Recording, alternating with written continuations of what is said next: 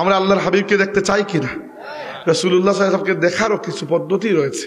আল্লাহর হাবিবকে স্বপ্নে দেখা যায় এবং রাসূল সাল্লাল্লাহু আলাইহি ওয়াসাল্লাম বলেছেন, মান রাআনি ফিল মানাম ফাকাদ রাআনি ফা ইন্নাশ শাইতানা লা ইয়াতামাসসালু।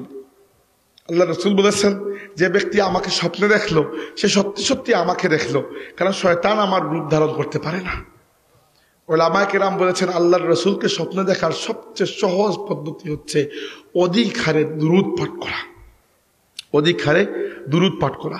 তাই একটি আমল অন্ততপক্ষে আজকের এই মাহফিল থেকে আমরা শিখে যাব, সেটা হচ্ছে বৃহস্পতিবার রাত থেকে শুরু করে শুক্রবার আসরের পর পর্যন্ত ওই যে সময়টা, ওই সময়ের মধ্যে আপনারা সবচেয়ে প্রধান যে নফল আমলটি করবেন, ফরজ নামাজ ছাড়া নফল আমল যেটা করবেন সবচেয়ে বেশি, সেটা হচ্ছে আল্লাহর নবীর প্রতি দুরূদ পাঠ করা।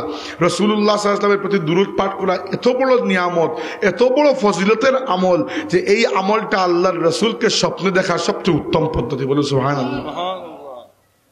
2 নম্বর, উলামায়ে কেরাম বলেছেন, যে ব্যক্তি আল্লাহর রাসূলের সুন্নতকে ইজ্জত করে, রাসূলুল্লাহ সাল্লাল্লাহু আলাইহি ওয়াসাল্লাম তাকে স্বপ্নে দিদার দেন। সুন্নতকে ইজ্জত করার মানে কি? সুন্নতের উপর আমল করা, ঠিক আছে, এটাও নেক কাজ এবং এটা করা উচিত, কিন্তু তার চেয়ে আগে সুন্নতকে ইজ্জত দেওয়া জরুরি। দাড়ি রাখার আগে দাড়িকে সম্মান দিতে জানতে হবে। আলহামদুলিল্লাহ আমাদের সমাজে এখন এগুলো ঠিকই আছে। দাড়ি পাকা মুরব্বীদেরকে কিন্তু আমরা কিছু বলি না। অনেক সময় দাড়ি পাকা মুরব্বীরা আমাদেরকে অন্যায়ভাবে ধমক দিয়ে দিলেও শুধু দাড়ির সম্মানে আমরা বলি না, কথা বলবো না, কথা বাড়াবো না। এটি হচ্ছে ওই মুরব্বীকে নয়, আল্লাহর নবীর সুন্নতকে আপনি ইজ্জত দিয়েছেন।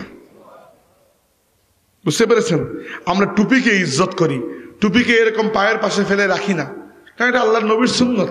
পাগড়িকে আমরা ইজ্জত করি, পাগড়িওয়ালা দেখলে আমরা একটু এগিয়ে গিয়ে সালাম দেই, কারণ সম্মানটা ওই কাপড়ের টুকরো নয়, সম্মানটা হচ্ছে ওই পাগড়ি আমার নবীর সুন্নত।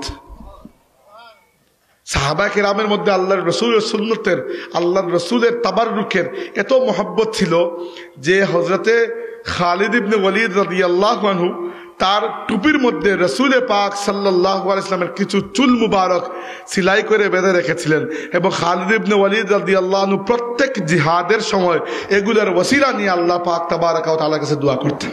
আল্লাহর নবীকে স্বপ্নে দেখার সবচেয়ে উত্তম দুটি পদ্ধতি, যারা স্বপ্নে দেখেছেন, আমি তো আর দেখি নাই ভাই, আমি তো গুনাহগার মানুষ, আপনিও বেশিরভাগ মানুষ তো দেখেন না এখানে, যারা দেখেছেন তারা বলেছেন আল্লাহর নবীকে স্বপ্নে দেখার সবচেয়ে সহজ দুটি পদ্ধতি, একটি হচ্ছে অধিক হারে দুরূদ পাঠ করা, দুরূদ মানে দুরূদ সালাম দুটি, আর আরেকটি হচ্ছে আল্লাহর নবীর সুন্নতকে ইজ্জত করা।